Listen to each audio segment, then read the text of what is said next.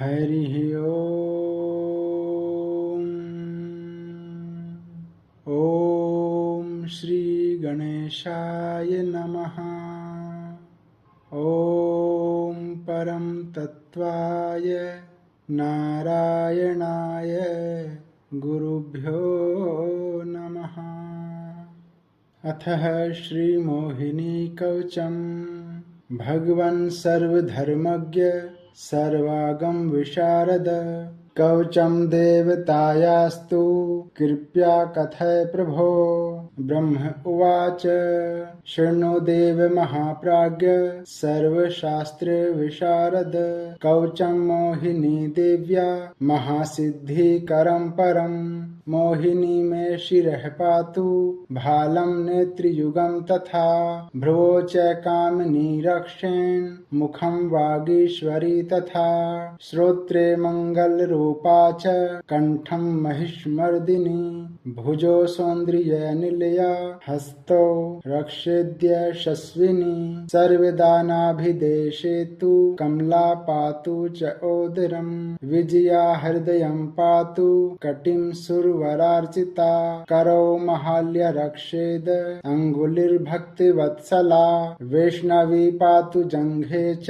माया मेढ्रं गुदं तथा पादौ च देवजननी तलं पातालवासिनी पूर्वे तु मोहिनी रक्षेद दक्षिणे सुखदायिनी पश्चिमे वारुणी रक्षेद उत्तरे अमृतवासिनी ईशान्यां पातु च एशानी आग्नेयामग्निदेवता नृत्यां खड्गधृग्देवी वायव्यां मृगवाहिनी ऊर्ध्वं ब्रह्माणि मे रक्षेद्हस्ताद्वैष्णवी तथा अग्रतः पातु च इन्द्राणी वाराही पृष्ठतस्तथा कौबेरी च उत्तरे पातु दक्षिणे विष्णुवल्लभा इदं कवचं ज्ञात्वा यो भजेन मोहिनीं नरः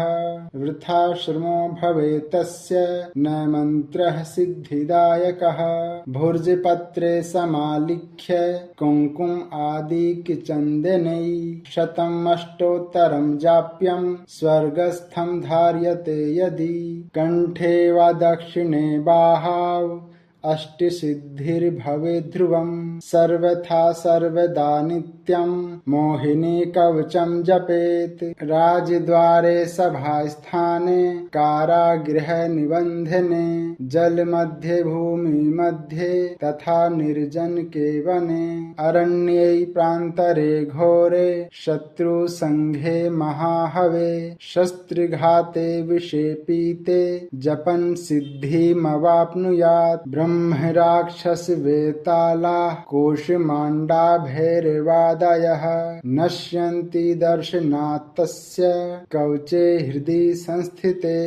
मनसा चिन्तितं कार्यं सहस्रं जपस्तथा पलाशमूले प्रजपेत सहस्रत्रियं मुदा शत्रुहानिर्ध्रुवं चात्र जायते नात्र संशयः अर्कमूले जपे नित्यं मन्त्रराजमिमं शुभम् भोजयेद् ब्रह्मणाश्चैव लक्ष्मीर्वसति सर्वदा यदिदं कवचं नित्यं भक्त्या तौ मयोदितं यो जपेत् सर्वदा भक्त्या मोहिन्या कवचं शुभम् वाञ्छितं फलमाप्नोति नात्र कार्या विचारिणा इति श्री भविष्योत्तरपुराणे ब्रह्मप्रोक्तं मोहिनी कवचं स्तोत्रं सम्पूर्णम्। हरिः ओम्।